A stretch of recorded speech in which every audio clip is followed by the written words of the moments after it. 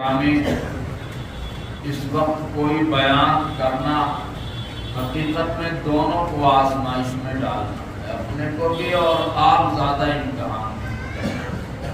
دو باتیں آپ سے ذکر کرنی ہیں جو اس حدیث کے اندر بیان کی ہے آقا نامدار تاجدار بطحا محمد عربی صلی اللہ علیہ وسلم نے زبان پہ بار الہ، یہ کس کا نام آیا؟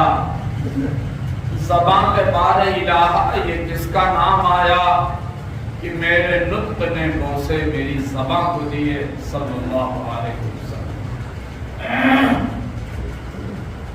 فرمایا جناب نبی کریم صلی اللہ علیہ وسلم نے کہ ایک مومن کے لیے دو باتوں کو ہمیشہ پیش نظر رکھنا یہ اس کے کامیابی کی دلیل ہے۔ دنیا میں بھی اسے کامیابی ملے گی انشاءاللہ اور آخرت میں بھی وہ کامیاب و کامران۔ پہلی بات جناب نبی کریم صلی اللہ علیہ وسلم نے فرمایا کہ دیکھو زندگی اس طریقے سے گزارو کہ تم جس کام میں بھی ہو، جس مشغولیت میں بھی ہو، ہمیشہ اللہ سے ڈرتے ہو، جہاں بھی رہو اللہ سے ڈرتے ہو۔ تمہارا تعلق اللہ رب العزت کے ساتھ اتنا پختہ اور یقینی ہونا چاہیے کہ تم یہ سمجھو کہ ہمارے سامنے اللہ رب العزت ہے اور ہمارے ہر عمل اور ہمارے کرتوت کو دیکھ رہا، اور یہ خوف مومن کے دل میں اس وقت پیدا ہوگا جب اس کا تعلق اللہ رب العزت سے مضبوط ہوگا۔ بعض علماء نے بڑی اچھی بات لکھی ہے کہ ہمارا یہ تصور ہے اور ہمارا یہ خیال ہے کہ اللہ کے ساتھ ہمارے تعلق کے مضبوط ہونے کا مطلب یہ ہے کہ ہم ہر وقت تسبیحات میں مصروف رہیں، ہر وقت نوافل میں مصروف رہیں۔ یہ غلط تصور۔ اللہ کے ساتھ تعلق کا مطلب یہ ہوا کرتا ہے کہ تم ہر کام میں فوراً یہ خیال کرو کہ اللہ ہمیں دیکھ رہا ہے، اور اپنے فائدے کے لیے وہی فوراً دعا کر لو اللہ رب العزت سے۔ بڑی اچھی مثال دی ہے کہ اللہ کے ساتھ تمہارا تعلق ایسے مضبوط ہوگا کہ تم اگر بازار سے سبزی بھی خریدنے کے لیے گئے ہو تو یہ دل میں تصور کر لو کہ اللہ ہماری اس سودے میں ہمیں گھاٹا نہ ہونے کا۔ تم ڈاکٹر کے یہاں گئے ہو تو اللہ کے ساتھ ہمارے اور تمہارے تعلق کا مطلب یہ ہے کہ وہی دل میں یہ دعا کر لو کہ اللہ صحیح دوا اس کے دل میں میری بیماری کے متعلق ڈال دے اور اس دوا میں وہ تاثیر پیدا کر دے کہ ہماری بیماری ظاہر ہو۔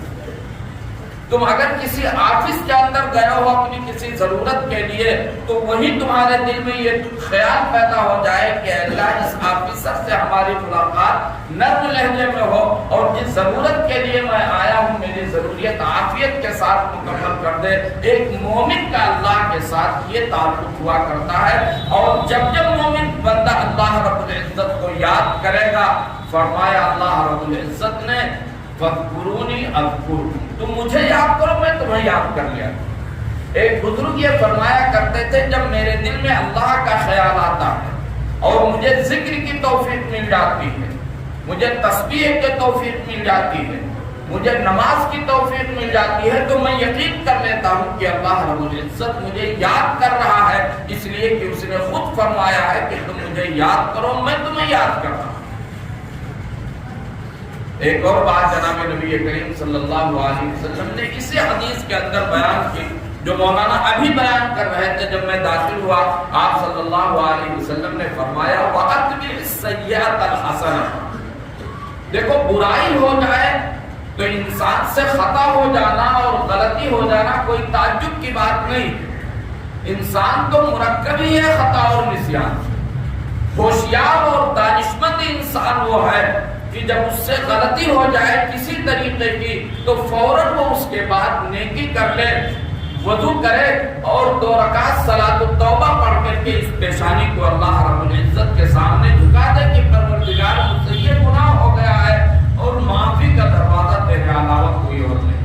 اللہ کو یہ ادا بہت پسند آتی ہے۔ اپنی زندگی میں مومن بندہ معمول بنا لے 3 چیزوں کا۔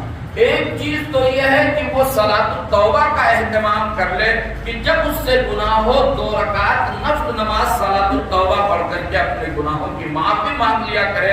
اس کے دل کے اندر روحانی اضافہ ہوگا اور اس کا دل ایمان کے اعتبار سے ہمیشہ مضبوط رہے گا اور اللہ رب العزت کے ساتھ اس کا تعلق جڑا رہے گا کہ دیکھو میرا بندہ اپنے گناہوں کے اوپر نادم ہے اور بندے کی ندامت اللہ کو بہت پسند آتی ہے.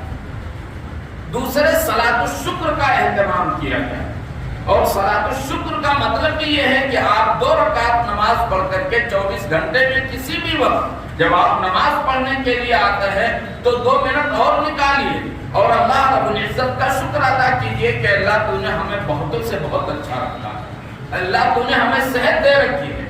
اللہ تو نے ہمیں دولت دے رکھی ہے. اللہ تو نے اس قابل بنایا ہے کہ ہم دوسروں کے سامنے ہاتھ نہیں پھیلا رہے ہیں. اللہ تو نے اس قابل بنایا ہے کہ ہم اپنے بچوں کے خود کفیل ہیں. یہ تیرا بہت بڑا شکر ہے. تو اللہ رب العزت کا شکر ادا کرتے رہے بندہ اور یہ بندے کی بڑی ذمہ داری ہے اور اس سے بھی بندے کو بڑی فرحت ملتی ہے. اور تیسری چیز یہ ہے کہ آپ صلاۃ الحاجہ کا بھی اہتمام کریں. جب کوئی ضرورت پیش آ جائے, کوئی بیماری پیش آ جائے, کوئی اور دنیا کی ضرورت پیش آ جائے تو بجائے اور جگہوں کا ٹکر مارنے کے بہتر یہ ہے کہ 2 رکعت صلاۃ الحاجہ کی نیت سے آپ نماز پڑھیں اور اللہ رب العزت کے سامنے اپنی مرادیں اور اپنی حاجتیں رکھیں. دینے والا وہی ہے, وہ کریم ہے, وہ داتا ہے, وہ غفور ہے, وہ ذرہ نماز ہے. اس کے یہاں کسی چیز کی کمی نہیں ہے. کس چیز کی کمی ہے مولا تیری گلی میں, کس چیز کی کمی ہے مولا تیری گلی میں, دنیا تیری گلی میں, عقبہ تیری گلی میں. وہ تو مانگنے پر خوش ہوتا ہے اور فرماتا ہے ہم تو مائل بکرم ہیں کوئی سائل ہی نہیں. ہم تو مائل بکرم ہیں کوئی سائل ہی نہیں. راہ دکھلائیں اسے راہ منزل ہی نہیں. تو یہ ان نمازوں کا اہتمام کیجیے. اور آخری بات جناب نبی کریم صلی اللہ علیہ وسلم نے فرمایا خالق الناس بخلق حسن. اچھے اخلاق اپنے اندر پیدا کرو. اور اچھے اخلاق کب پیدا ہوں گے؟ جب انسان کا باطن صحیح ہو. لوگ یہ سمجھتے ہیں اچھے اخلاق کا مطلب یہ ہے کہ ہنسی خوشی مل لیا جائے اور اس کے لیے دسترخوان بچھا دیا جائے. علماء نے لکھا ہے کہ یہ اچھے اخلاق کا رزلٹ اور نتیجہ. اچھا اخلاق اس وقت ہوگا جب انسان کا باطن اور انسان کا دل صحیح ہو.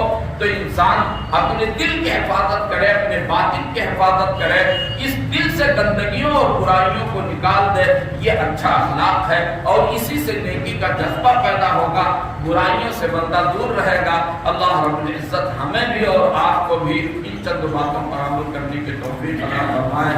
آمین. وآخر دعوانا الحمدللہ.